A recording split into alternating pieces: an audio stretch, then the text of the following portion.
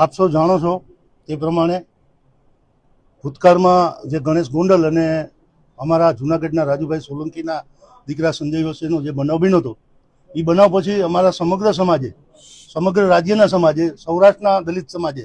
એક જબરજસ્ત લડત આપી હતી અને ગોંડલની અંદર જે સ્વાભિમાન સંમેલન કર્યું હતું, ત્યાર પછી આખો આ કેસ છે એ media, print media, electronic media એ ઉપાડી લીધો હતો અને સરકાર સુધી આ બાબત પહોંચી હતી.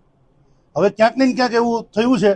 કે સમાજને વિશ્વાસમાં લીધા વગર કે સમાજ સાથે વાત કર્યા વગર જે આખો પ્રશ્ન જ્યારે ઊભો કરવો હતો ત્યારે સમાજની મદદ લીધી, સમાજને ખંભે આખી બંદૂક ફોડી અને આખા પ્રશ્નને મોટો બનાવ્યો. અને હવે જ્યારે પ્રશ્નનું સમાધાન કર્યું છે ત્યારે રાજુભાઈનો ઓડિયો જે દિનેશ પાત્ર સાથે વાયરલ થયો એમાં જણાવ્યા પ્રમાણે આજે અમે બધા આગેવાનો મળ્યા છીએ સૌરાષ્ટ્રના અને એવું નક્કી કર્યું છે કે ઓડિયોમાં રાજુભાઈ એવું બોલે છે કે મેં 1 રૂપિયો લીધો નથી અને આ બાબતે હું જયરાજસિંહ બાપુનો પણ માફી